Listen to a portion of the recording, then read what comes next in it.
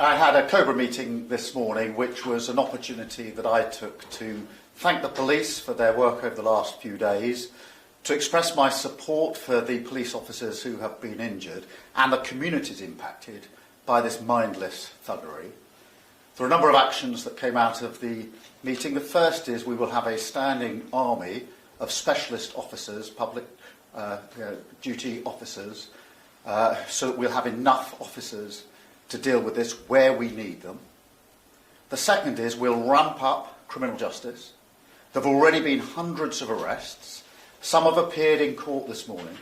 I've asked for early consideration of the earliest naming and identification of those involved in the process, who will feel the full force of the law. And thirdly, I've been absolutely clear that the criminal law applies online as well as offline, and I'm assured that that's the approach that is being taken. Whatever the apparent motivation, this is not protest, it is pure violence, and we will not tolerate attacks on mosques or our Muslim communities. So the full force of the law will be visited on all those who are identified as having taken part in these activities. Prime Minister, how quickly can this army of specialist officers you've just told us about bring these violent protests to an end? And where people are apprehended, do we have the courts to process them or the prison cells to put them in? In relation to the police, I'm absolutely clear that we will have the officers we need, where we need them, to deal with this disorder. And that is why the standing army has been set up, specialist officers ready to be deployed to support communities. On the question of prisons, firstly, we're monitoring it on a daily basis. I'm appalled that we've been put in this position by the previous government, that is even a discussion, it's even a question that you have to ask me. But we will make this work and ensure that we've got the places that are needed to bring the perpetrators swiftly to justice. So on both those fronts, I'm confident that we can absolutely make sure that those engaged in this activity do feel the full force of the law. Some MPs have said that a recall of Parliament is necessary. Is that something you're considering? Look, my focus is on ensuring that we've got the right people carrying out their duties to ensure that our streets are safe. For the public, that is the first duty of government, and that's where my absolute focus is. So we don't need one at this stage? No, my focus is on making sure that we stop this disorder, that the criminal sanctions are swift and follow, and be seen to be followed, which is why I've asked for consideration to be given to the earliest identification and naming of those that are involved in this. Many have been arrested, some have been charged, some of them are in court now. We're entitled to know who they are so they can be identified at the first opportunity. But that's where my focus is, and I think the vast majority of people watching this would say that's absolutely where my focus should be.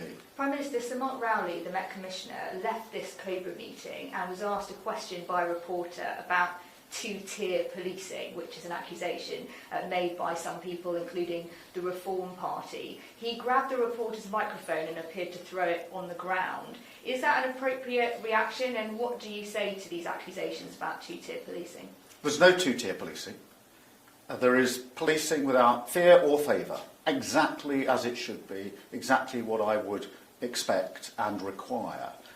So that is a non-issue. The focus here is not on the apparent motivation of anybody involved in this. This is not protest. This is violence. It's violence on our streets being inflicted and targeted on communities, and we're not going to tolerate that in this country. Can I finally ask you about online? You mentioned that in your Cobra meeting. Should social media companies allow figures like Tommy Robinson, like Andrew Tate, to be on their platforms? Well, the message from me this morning was very clear in the Cobra meeting, which is the law applies online. So if you're inciting violence, it doesn't matter whether it's online or offline. And therefore, I expect, just as in relation to those that are directly participating on the streets, for there to be arrests and charging and prosecution. Equally, anyone who has been found to have committed a criminal offence online can expect the same response. Thank you very much. Thank you. I'm Assistant Chief Constable Lindsay Butterfield of South Yorkshire Police. Following a day and night of violence and disorder in Wath-upon-Dearne yesterday, Sunday the 4th of August, focused on a hotel housing asylum seekers, I can confirm today we have seen at least 12 of our officers injured, with items such as bricks, fence posts, branches and other missiles thrown at them.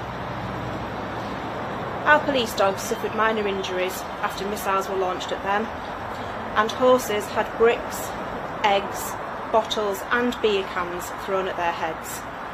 They were spat at and threats made to cut the saddles in an attempt to injure the riders. So far we have had 6 arrests, 1 in Sheffield and 5 in Rotherham, with 1 person already charged and before the court this morning.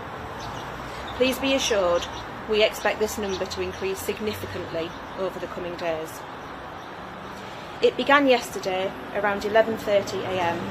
when a group of 250 arrived in the Manvers area of Wath-upon-Dearne. A further group of around 500 people arrived shortly after, who we believe held far-right and anti-immigration views. At the same time, a large crowd began to gather in Sheffield city centre, diverting a number of force resources. It was at this point we began to see an escalation in violence in Wath.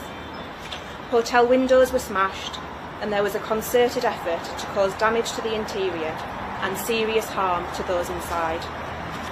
There was a particularly sickening moment when a wheelie bin was pushed against the hotel and set on fire, with the clear intent to cause serious harm to the residents and staff. It was known there were people residing and working in the hotel, but the mindless individuals responsible had absolutely no regard for their safety. It was ultimately a disgusting display of thuggery continuing well into the evening, with our policing operation only finishing around 5 a.m. I want to say a heartfelt thanks to all those involved from South Yorkshire Police and the many forces who provided us with mutual aid, our partners in the fire and ambulance service, and local partners for their continued support. I would also like to thank those who've already sent kind messages to the force. Officers have worked through the night to begin identifying those involved in these horrendous scenes.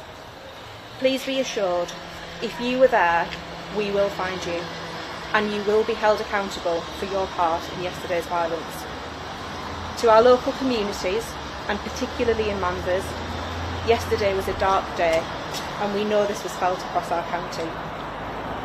Our priority will always be public safety, and you will see an increase of officers across South Yorkshire over the coming weeks. Finally, we will be sharing a link for anyone with footage from yesterday that they wish to share with us. Alternatively, you can report any information anonymously via Crime Stoppers.